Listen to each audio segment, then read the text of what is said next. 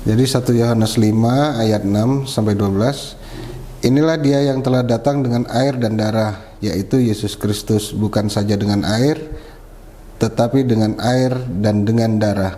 Dan rohlah yang memberi kesaksian, karena roh adalah kebenaran. Sebab ada 3 yang memberi kesaksian di dalam surga, Bapa, Firman, dan Roh Kudus, dan ketiganya adalah satu. Dan ada 3 yang memberi kesaksian di bumi, roh dan air dan darah, dan ketiganya adalah satu. Kita menerima kesaksian manusia, tetapi kesaksian Allah lebih kuat. Sebab demikianlah kesaksian yang diberikan Allah tentang anaknya. Barang siapa percaya kepada anak Allah, ia mempunyai kesaksian itu di dalam dirinya. Barang siapa tidak percaya kepada Allah, ia membuat dia menjadi pendusta, karena ia tidak percaya akan kesaksian yang diberikan Allah tentang anaknya. Dan inilah kesaksian itu, Allah telah mengaruniakan hidup yang kekal kepada kita, dan hidup itu ada di dalam anaknya. Barang siapa memiliki anak, ia memiliki hidup. Barang siapa yang tidak memiliki anak, ia tidak memiliki hidup. Lalu perikopnya ayat yang ke-6. Dengan air dan dengan darah ialah air dan darah yang keluar dari lambung Yesus waktu ditusuk tombak. Lalu barangkali ayat ini juga melawan ajaran sesat bahwa baptisan Yesus di Yordan telah cukup tanpa penderitaannya di kayu salib. Lalu ayat 7-8, di dalam surga, di bumi, bagian ayat ini tidak terdapat dalam naskah-naskah Yunani yang paling tua, dan tidak pula dalam terjemahan-terjemahan kuno, bahkan tidak dalam naskah-naskah paling baik dari Vulgata. Bagian ini kiranya aslinya sebuah catatan di pinggir halaman salah satu naskah terjemahan Latin yang kemudian disisipkan ke dalam naskah-naskah oleh penyalib, dan akhirnya bahkan disisipkan ke dalam beberapa naskah Yunani. Karenanya bagian ini pasti tidak asli. Kalau tidak asli apa, Pak? Coba. Palsu. Inna ad-dina 'inda Allahil Islam.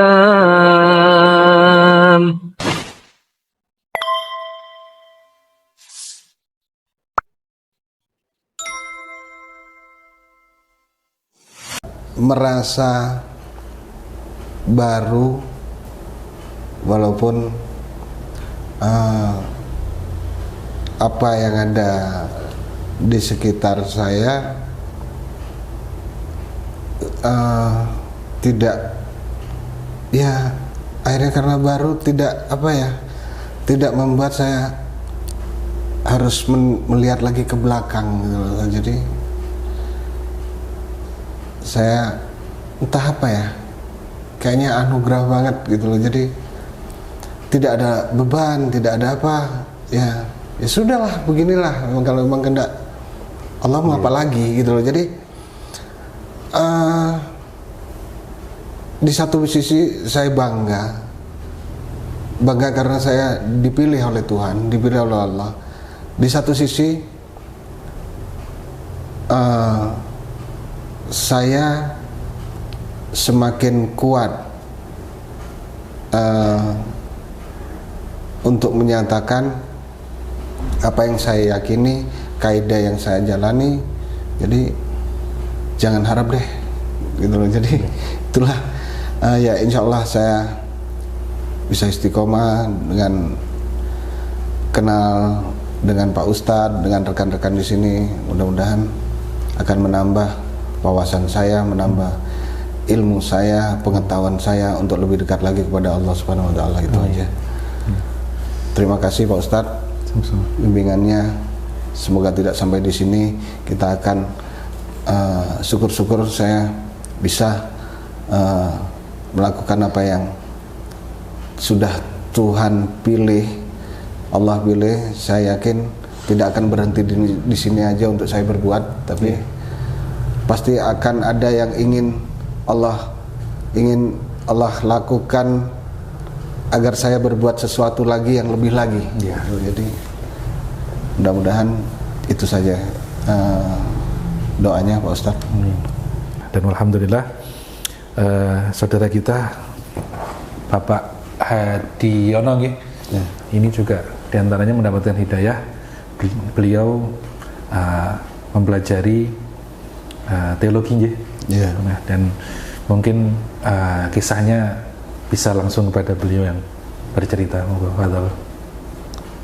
Jadi saya dilahirkan memang dari keluarga Kristen yang dimana semuanya punya peran di gereja, punya peran penting, majelis gereja. Jadi saya termasuk orang-orang pemuka agama di daerah saya. Jadi saya juga waktu itu saya bangga saya jadi orang Kristen itu bangga.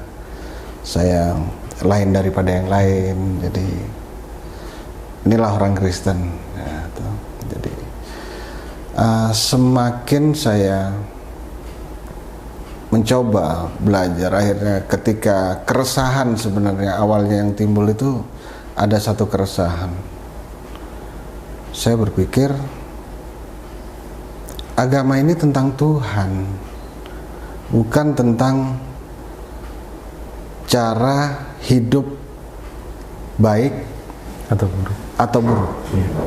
Tapi agama ini seharusnya berbicara tentang Tuhan, mana yang benar dan mana yang keliru. Karena patokan saya yang membuat satu keresahan adalah surga dan neraka itu bukan untuk baik dan buruk ya. Jadi yang benar dan salah. Jadi kalau untuk baik, saya berpikir semua agama mengajarkan kebaikan gitu. Semua agama, nah itu yang mereka jadi jawaban jika ditanya kenapa engkau tidak memilih agama A, B, C dan semua agama sama kok, sama mengajarkan baik. Nah, gitu. Jadi hal-hal yang demikian yang sebenarnya menjadi batu sandungan pada waktu itu untuk saya sendiri.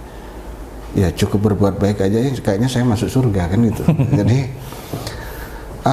akhirnya saya lebih lagi berpikir ini nggak begini nih, saya bilang itu. Sampai pada satu saat atau mungkin inilah jalan Tuhan gitu, jalan Tuhan. Saya yang dulunya sering melakukan hal-hal yang tidak baik di hadapan Tuhan,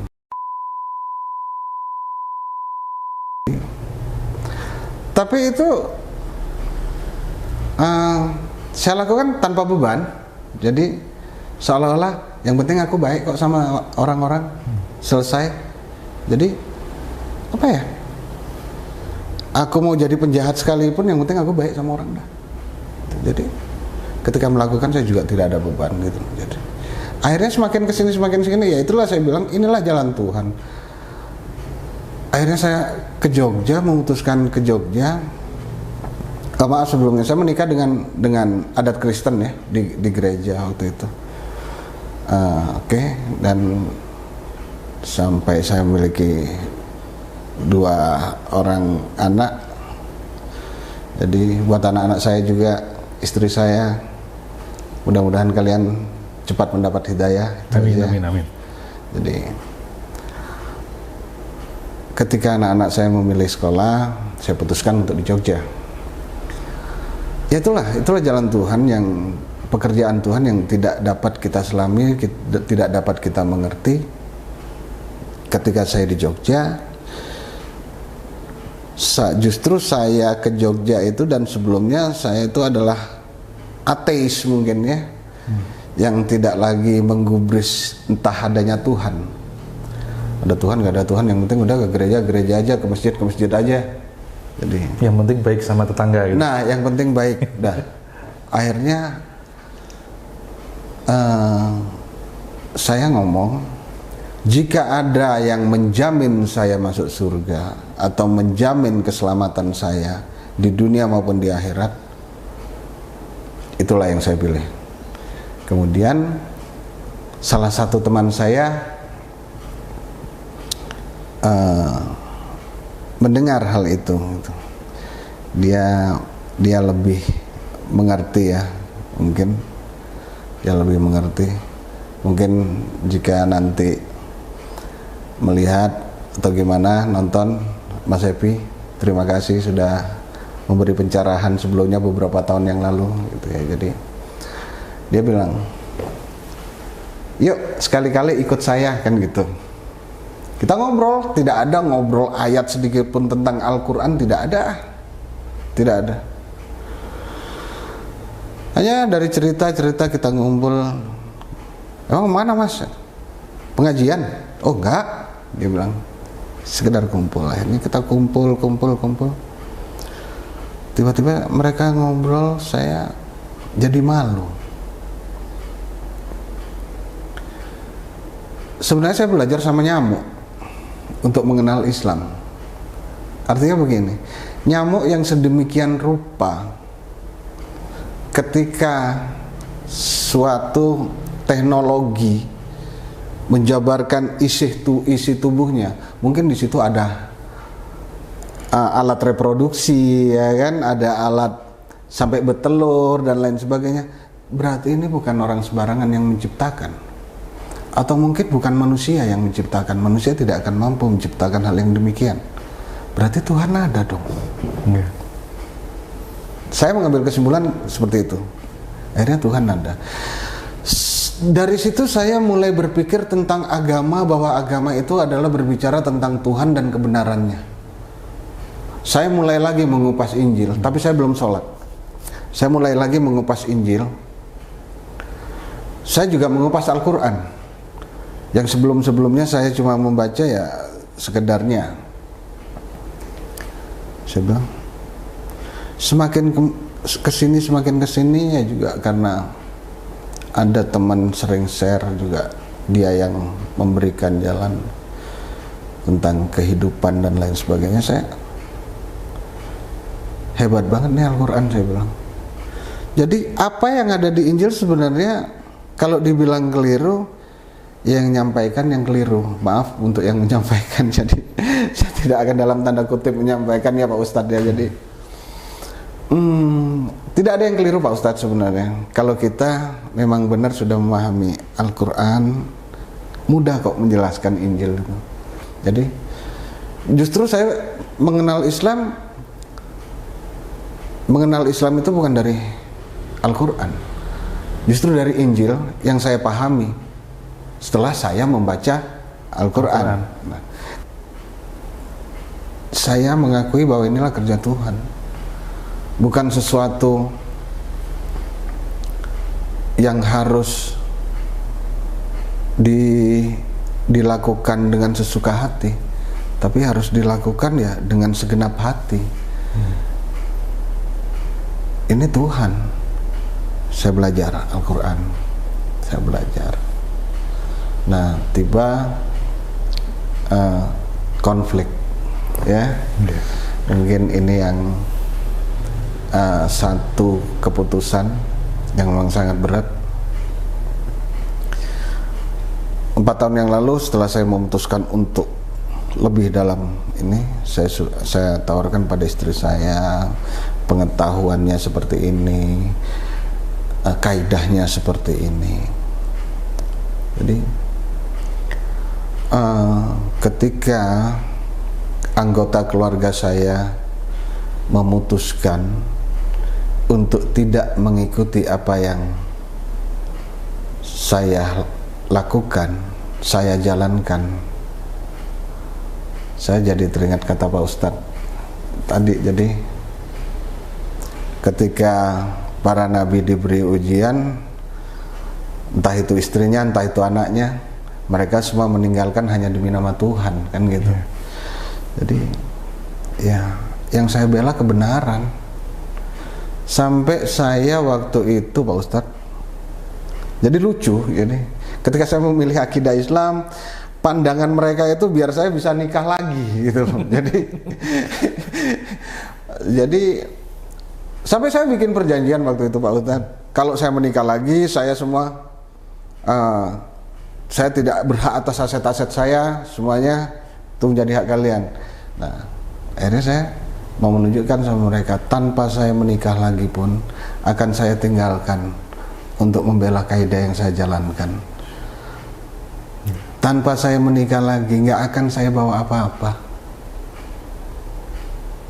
Saya keluar dengan tersenyum.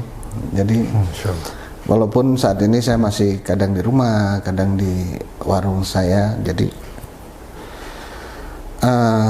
kalau mereka berpikir saya egois, tapi egois saya karena Tuhan, bukan karena siapa-siapa, bukan karena diri saya sendiri.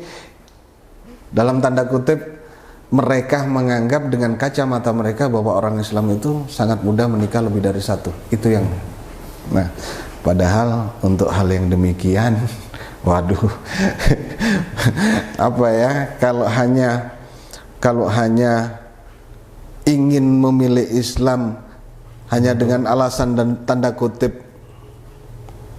agar bisa menikah lebih dari satu, kok sepertinya ramai sekali ya.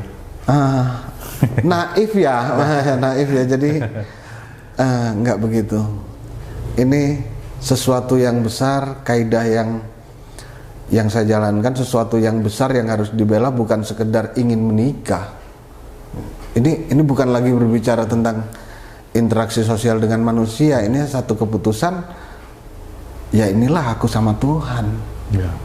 Bukan lagi karena aku nggak enak sama kamu, aku nggak enak sama dia. Tidak. Ini loh, kan gitu. Mungkin sampai saat ini Pak Ustadz, jadi semakin segini saya memutuskan, ketika mereka memutuskan untuk tidak mengikuti akidah saya, disitulah saya juga berani mengambil keputusan saya hijrah. Gitu. Kemudian Allah Subhanahu wa Ta'ala juga sebenarnya sudah memberikan kepada kita clue atau tanda tentang hari-hari datangnya hari itu. Allah Subhanahu wa Ta'ala sebutkan, yauma yafirul mar'u min akhi wa ummihi wa abi wa sahibati wa bani. Hari di mana orang itu lari, dia tinggalkan saudara-saudaranya, dari istri dan anaknya, dari orang tuanya. Pada hari itu semuanya sibuk dengan urusannya sendiri-sendiri. Maka memilih keselamatan pada hari itu dipersiapkan pada hari ini. Pada hari-hari kita masih diberikan izin untuk hidup. Kita akan memilih di mana. Kalau kita nanti di hadapan Tuhan, di hadapan Allah Subhanahu wa Ta'ala itu tidak bingung, tidak kesusahan, ya kita mempersiapkan dengan mengimani sebagaimana diimani oleh para rasul-rasul terdahulu. Dan memang kerja Allah, kerja Tuhan itu unik. Ya, sebagaimana tadi disebutkan dengan mempelajari kepada nyamuk. Allah Subhanahu wa Ta'ala sebutkan, innallaha la yastahi ayat riba masalah ma ba'udatan fama fauqaha. Nah, Allah tidak malu membuat permisalan dari seekor nyamuk. Dan orang-orang yang beriman akan mengatakan, kami beriman dengan permisalan nyamuk saja. Sedangkan orang-orang yang kafir, mereka tidak beriman. Untuk apa Allah membuat permisalan seperti ini? Memang seperti itu. Jadi barakallahu fikum, hidayah itu datangnya kadang unik, kadang tidak disangka, dan posisi kita, urusan kita dengan Allah itu adalah mempersiapkan hari di mana kita akan memikirkan diri kita sendiri. Egois kepada Allah itu boleh. Nah, karena akan datang hari di mana kita atau orang-orang itu akan lari dari kita dan kita pun lari dari mereka. Yauma yafirul mar'u min akhi wa ummihi wa abi wa sahibati wa bini likulli imri'in yauma idzin sya'nu yughni. Pada hari itu mereka sibuk dengan urusannya masing-masing. Naam wa ilahuna barakallahu fikum Wallahu a'lam bishawab. Wassalamualaikum Muhammadin wa ala alihi washabihi wa barik wasallam. Bismillahirrahmanirrahim. Alhamdulillahirabbil alamin wassalatu wassalamu ala asrofil anbiya'i wal mursalin nabiyina Muhammadin wa ala alihi washabihi wa barik wasallam. Alhamdulillah, pada kesempatan yang mubarakah di bulan yang berkah ini, bulan Rajab ini, datang kepada kita, saudara kita yang atas bimbingan Allah Subhanahu wa taala datang dengan keikhlasan tanpa paksaan gitu. Betul. Dengan kerelaan, keridhaan datang ke tempat kita untuk mengikrarkan, mengucapkan satu kalimat yang mana kalimat itu khafifatan ala lisan, ringan di lidah, tetapi ini besar timbangannya di hadapan Allah Subhanahu wa taala, dan inilah kunci untuk membuka kunci surganya Allah Subhanahu wa taala. Dan kalaupun ditimbang adalah lebih berat ucapan ini daripada langit dan bumi dan alam semesta seluruhnya. Nah, kemudian Bapak Asmo atau nama Hadiono terus nggih? Nggih. Tempat tanggal lahir Situbondo 14 Juli 74. Kemudian tempat tinggal di Ngemplak Sleman nggih? Iya. Pekerjaan wira swasta, agama terdahulu ahli kitab nggih, atau mawon. Nah, kemudian sudah siap tanpa paksaan? Sudah. Ikuti saya mengucapkan kalimat syahadat, dan sudah bisa kan? Tahu kan? Sudah. Ya, akan lebih ahsan kita jabat tangan. Bismillahirrahmanirrahim. Asyhadu an la ilaha illallah wa asyhadu anna Muhammadan Rasulullah. Barakallahu fikum. Masya Allah.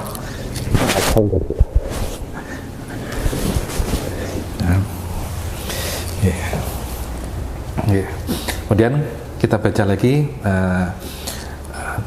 terjemahnya. Saya bersaksi tiada ilah yang hak disembah yang disembah kecuali Allah, dan saya bersaksi Muhammad adalah utusan Allah. Ya, barakallahu fikum. Jadi syahadat itu meskipun kita mengucapkan dengan bahasa yang lain itu tidak memasukkan seseorang ke dalam Islam, tetapi mengucapkan dalam lafaz Arabnya maka itu baru memasukkan seseorang ke dalam Islam. Maka seseorang yang meyakini bahwasanya tidak ada Tuhan yang hak disembah kecuali Allah dan Muhammad adalah utusan Allah, kalau dia meyakini seperti itu dan dia tidak mau mengucapkan dalam ucapan bahasa Arab, maka itu belum sah keislamannya. Nah, semoga apa yang terjadi atas izin Allah pada hari ini menjadi pelajaran dan menjadi ibrah bagi kita semua, bahwasanya hidayah adalah pilihan Allah Subhanahu wa taala, dan adalah sesuatu yang berharga, tidak Allah berikan kecuali kepada orang yang dicintainya, sebagaimana dalam hadis yang dikutip oleh Al-Imam Az-Zahabi dalam kitab beliau, Allah tidak akan memberikan agama ini kecuali kepada orang-orang yang ia cintai, dan Allah akan memberikan dunia kepada siapa saja, baik yang ia cintai maupun ia benci. Allah taala alam bisawab. Wassalamualaikum warahmatullahi Muhammadin wa ala alihi washabihi wa barik wasallam wa akhiru da'wana alhamdulillahirabbil alamin.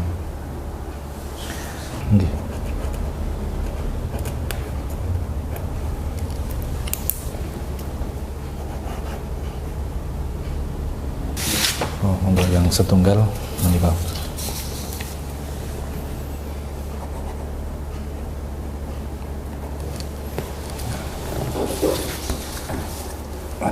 Dan menikah ada kenang-kenangan, dan meskipun kecil nilainya tapi semoga ini menjadi bermanfaat dan berkah untuk jenengan. Alhamdulillah. Oh, ini juga ada titipan untuk jenengan. Terima kasih Ustaz.